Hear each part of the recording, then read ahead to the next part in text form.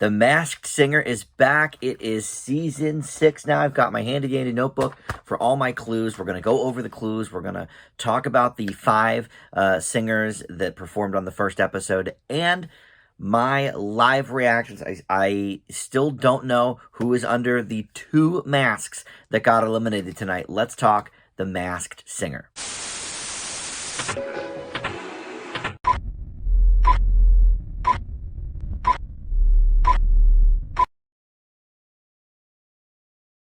Hey guys, Dan here. This is Dan Reviews It, and The Masked Singer is back, baby. Yes, probably my most popular videos on Dan Reviews It, Masked Singer videos. I love talking with you guys about the clues and who we think is under the masks. So we're going to do that. Hopefully you have been thinking about it since you saw the episode, and you can comment below with what you think. But also, I want to urge you to subscribe to the channel too if you have not subscribed yet. I'm over 800 subs now, which is awesome, but would love to get more. Would love to get you on board if you are not one of my subscribers. So we have only 5 singers for this first episode, but there's another episode coming up tomorrow night, so we'll have more singers from, I believe, this same group, plus 2 wild cards to replace the 2 singers that got ejected on this first episode. So real quick, just to go over some of the things from the preview episode, which I did put a video up about that last week, but in this entire, not just these 5 singers, but in the entire season of singers, there are 85 Grammy nominations between them, 27 Grammy wins, 3 Oscar nominations, 12 Emmy nominations, 12 Razzie nominations. That's not something to be proud of. 2 Super Bowl appearances, and 2 Lifetime Achievement Awards, which could mean anything. But tonight, Nick also informed us of a couple other superlatives. 32 marriages between these people and 20 divorces. So a lot of divorced people here, and many of them multiple divorcees, I guess. And also, some of the people under the masks have made out with everybody from Sean Penn to their own Jenny McCarthy. So that could maybe clue her in to something. A couple things that they actually revealed in the preview show that I did not get to go over. There is the new Take It Off buzzer. It can only be used once for Group A and once for Group B the entire season. So only 2 judges, or maybe just 1 judge, will get to use that buzzer. But essentially, if a judge thinks that he or she knows without the shadow of a doubt who the person is under the mask, they can hit the buzzer and the person must unmask immediately, which is kind of crazy because it would mean that somebody like Nick Lachey last year couldn't have won. So it's an odd wrinkle. I'm not sure how I feel about it yet. But since they do the whole first impression gas with the golden ear trophy at the end of the season, if they are correct when they use the Take It Off buzzer, they will earn 2 points towards the golden ear. And if they're wrong, they will lose 2 points for the golden ear. And then also Nicole and Robin are going to sing in, I think, the finals. So that will be interesting. It'll be the first time anybody on the panel has actually sang on the show. And then, I guess, with the contestants. And then the semifinals in each group will duet with a different celebrity. So this is definitely a more star-studded season than I think we've seen before. So we'll see how that goes. All right, so we're going to do this in order, and then we'll go over the people who went home. So first up is the Skunk. And our early clue from last week's preview was Elvis. And she had sort of a train car theme to her package. She said she relates to the duality of the skunk, and that's why she chose it. You see Secret Service, people reading newspapers. There was a pink bag. She said, "I've seen it all, honey." And I thought it was interesting that she specifically threw in some of her own vernacular. "I've seen it all, honey." And then the depart on the ticket was from Seoul, South Korea. She said she has some misconceptions around that she likes to fight, but that's not true. Then we saw a vase with the letter D on it, so divas, get it? And she said, again, "They can do what they do, boo." So, again, using her own kind of vernacular here. She sang Diamonds by Sam Smith. And after she performed and after the people made their first impression guesses, Robin asked, "Why did you come on The Masked Singer?" And she said, "It's time to take a leap and do something she hasn't done in a while." So that could be a few things. I mean, hasn't done in a while. I mean, nobody's really sang in front of a live studio audience for a while because of COVID. You know, the last 2 seasons of Masked Singer was with a virtual audience. So I'm not sure if that necessarily factors in. But maybe it is somebody that hasn't actually performed in quite a little while. So some of the panel guesses: Faith Evans, Tony Braxton, and Mary J. Blige. I really am not sure on this. I had a couple of you were commenting from the preview episode with who you thought could be under the masks just based on the original clue and sort of how the costume looks and stuff. And one of you, I think it was my buddy Tyler, said Mary J. Blige, and that she had sang an Elvis song. I feel like everyone at some point has sang an Elvis song, so I'm not positive, if that factors in. I don't hear Mary J. Blige in the performance. I really don't. Tony Braxton, I have other ideas on. And the whole thing with Seoul, Korea, I think is sort of a misdirect. I think it's somebody that sings soul music and is known for, maybe some number ones on the soul chart, and not actually Seoul, South Korea. I know it's spelled differently, but that's maybe what I'm thinking there. So I don't know. I don't hear Mary J. Blige in the voice, and I have some other ideas on Tony Braxton. I don't know enough about Faith Evans really to even guess her either. So I'm really sort of stumped on this one. Like the diva, it's a vase with a D on it. Divas, funky divas. Oh, okay, all right. Sometimes I just think it out as I'm actually recording. Funky Divas was an album by En Vogue, and I love En Vogue.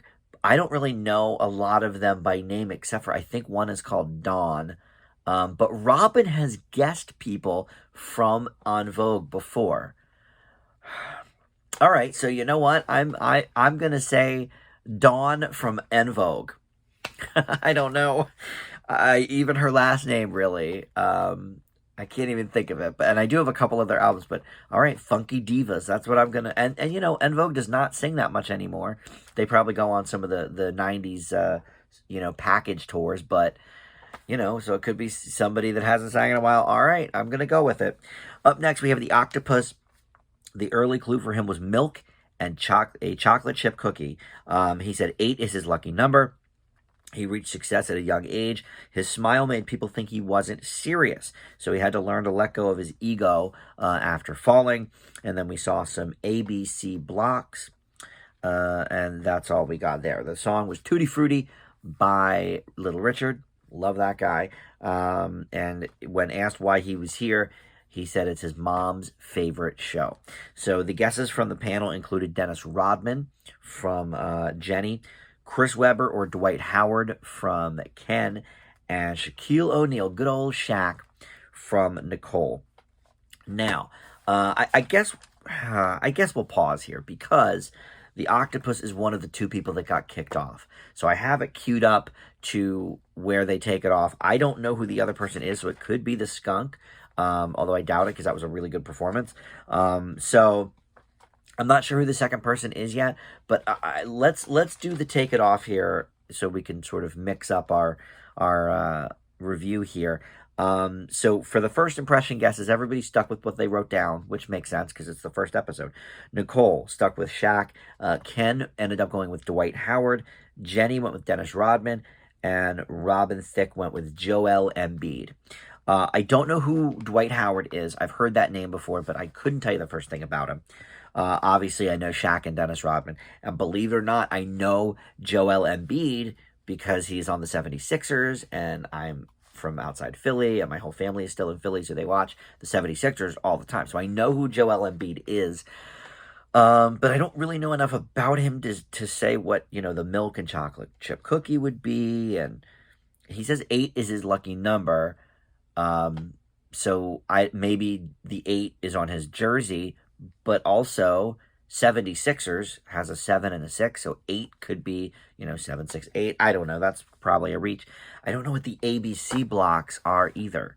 Obviously, it's learning and ABC doesn't, well, it could be on an ABC television show, but I think this is a basketball star for sure. And they're super, super, super tall as well. So, all right, well, I got to guess here before I do the whole take it off reveal. You know what, just to say, because the 76ers, well, I think Dennis Rodman's a good guess, though. And he's certainly more famous than Joel Embiid. And they did say there was going to be famous people. I just don't know what Dennis Rodman has to do, unless maybe he's won 8 trophies with the Bulls. All right. I'm going to say Dennis Rodman, and we'll end it there. I think, why not? I think it's Dennis Rodman. Let's go to Take It Off, and we'll get my live reaction here. All right. So much time wasted on this show with the Take It Off bit. Who is it? Oh, it's Dwight Howard. Okay, well, I wouldn't have known that. And what's funny is I thought about I should go with Ken because he always knows his basketball stars. So I should have went with Ken because Ken usually gets, if it's a basketball star, Ken does usually get it right. All right, so boy, oh boy, all right, are they going to give us any further clues here about what that was? His mass weighs 55 pounds. All right, he is tall, though. My God, he's towered. The ABC blocks are clues to Dwight's famous, defensive blocks. All right. And it's his mom's favorite show. We got that. The Magic playing card in the clue package is to Dwight's 8 years playing with the Magic. That's why 8 is his lucky number, because he played for 8 years with the Orlando Magic. Okay, well, I would not have guessed that because I don't know who that is, really. I've heard the name, but other than that, I don't know. But Ken always knows the basketball star, so I should have went with him on that. The gold phone ringing in the Octopus's package. This is nothing I even said. Is a clue to his championship ring. I didn't write down half of these clues. These clue packages go by so fast, it's hard to write them all down.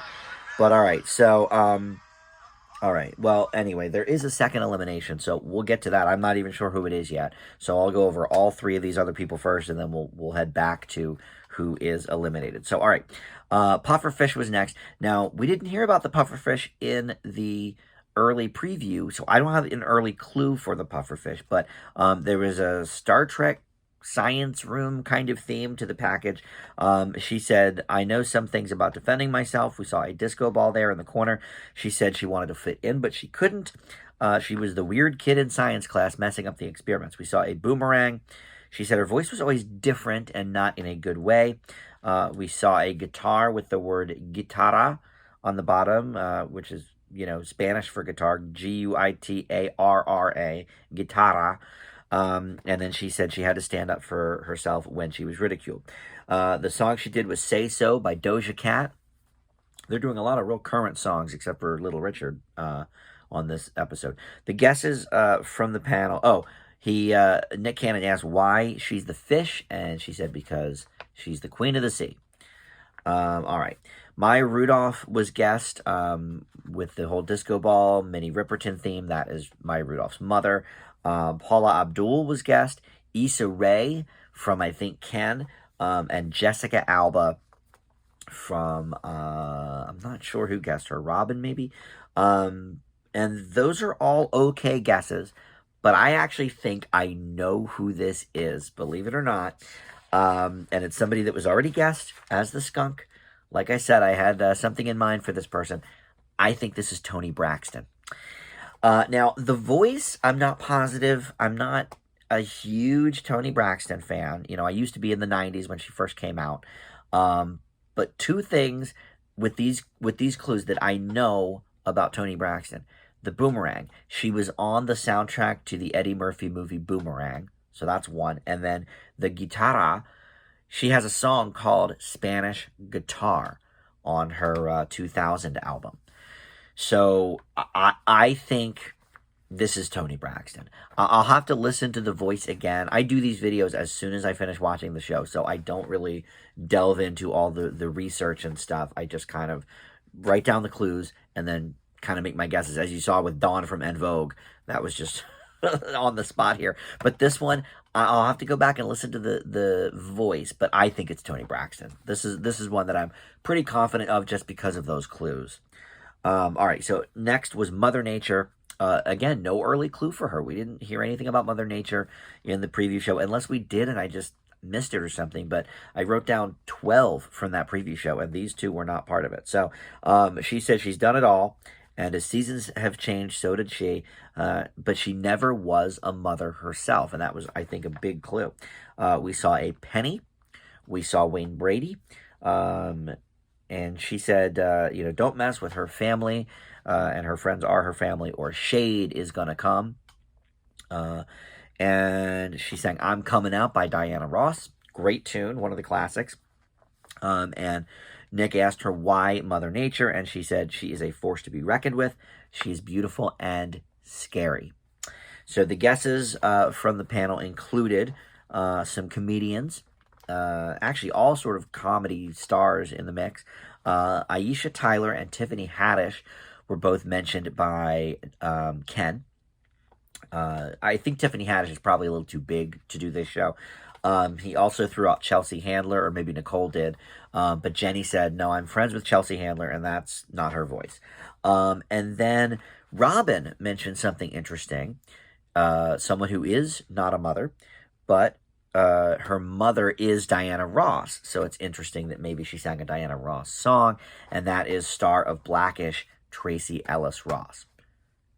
I think that's an interesting guess for sure.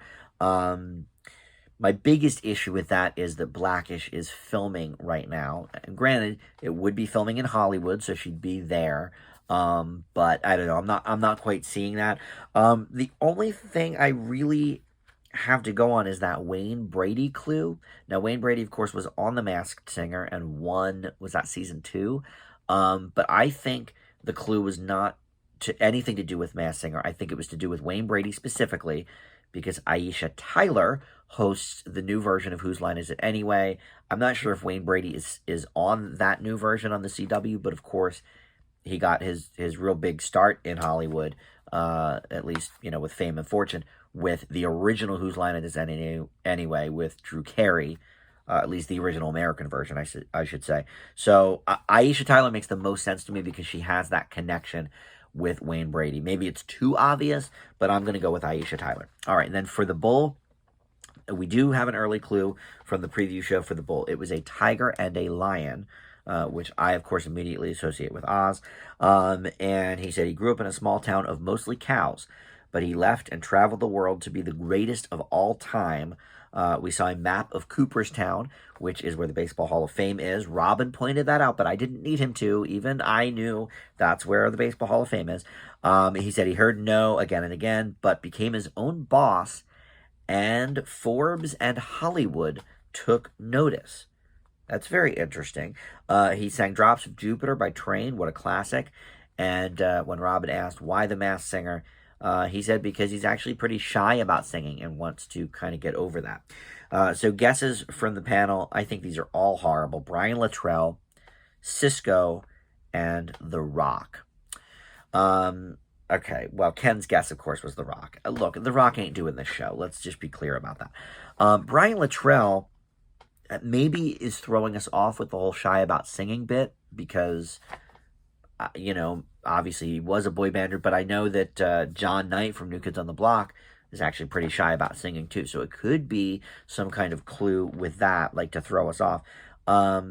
Cisco, other than the Thong Song and what was that band he was in the 90s, Drew Hill, I don't really know too much about him. Cooperstown, yes, it's where the Baseball Hall of Fame is, but obviously somebody could be from Cooperstown, or it could have something to do with Sheldon Cooper on Big Bang Theory, or, Mini Cooper, or, Cooper, look, this show likes to throw us curveballs here, so it could be anything. We saw an astronaut, too, and Robin had mentioned Hunter Hayes was an astronaut in one of the seasons as well, so could be something to do with that. I really don't have much of a clue for this. And again, you guys in the comments after the preview episode, my gal Serenity was saying all about Todrick Hall, Todrick Hall, Todrick Hall, which the Oz clue would make sense for. I picked him, was it last season or the season before? I was like all about Todrick Hall for a while. I think it was season 4, and it was not him. It was that singing doctor, Dr. Elvis, whatever. Oh, hey, that's what the Elvis clue could be for the other person, the skunk. Anyway, in any case, I don't know. So I don't know what baseball would have to do with Todrick Hall, though. And I don't think Todrick Hall would be shy about singing either. So I'm not really loving that. But I don't know what else I have to go on. I mean, Tiger and Lion, again, I think of Oz. It's not going to be James Franco, from Oz the Great and Powerful. That's not going to happen. Astronaut Hunter Hayes thing. All right, I really don't know. I'm gonna go with my gal Serenity here, and I'm gonna say Todrick Hall. I can't imagine him being shy about singing, but I have nothing really else to go on. So that's all I have, for that. So of these 4 that are left, one of them is going home. So we're gonna pause here for a second. I'm gonna watch this the video with everybody's guesses, and we'll continue on here. All right, so it is Mother Nature getting the boot. I'm a little surprised by that because I thought she did a great job, but I'm interested to see who this is. So for the first impression guesses, Ken said Tiffany Haddish, and so did Jenny, and both of them stuck with it. Nicole originally said Chelsea Handler, but because everyone thought that was horrible in the audience and Jenny didn't care for it, she is hitching her star to Robin's wagon and saying Tracy Ellis Ross. And Robin's first impression guess was Tracy Ellis Ross, and he is sticking with that. I'm going to stick with my first impression guess of Aisha Tyler. I think the Wayne Brady connection makes sense. And there's only about 30 seconds left in this video, so they must take it off really quick here. Let's say who it is. Let's see. I love Tracy Ellis Ross, but let's see. Are they not going to tell us till tomorrow? Oh, are they not going to tell us till tomorrow? Oh, I hate this stupid show. All right, well, what a joke. All right, well, look, you've got my answer. I can't believe they did that. What a joke. Well, then I could have watched the end of the episode and just written them down anyway. All right, well, we don't know. My guess is Aisha Tyler. I guess we'll find out. So, yes, there's a whole nother video I'm going to do now tomorrow for the second night of the 2-night premiere. We'll find out who Mother Nature is. I guess they're going to eliminate maybe one more tomorrow. And then we will have 2 new singers. As far as from what I read, we're going to have 2 new singers, and it's this group again. And then we'll hear from Pufferfish again, and the Skunk again, and the Bull again. So from what I understand, that's what's happening. So, and we'll have an answer on who Mother Nature is. I thank you for joining me, and we'll see everybody next time on Dan Reviews It. Thanks for watching. Bye.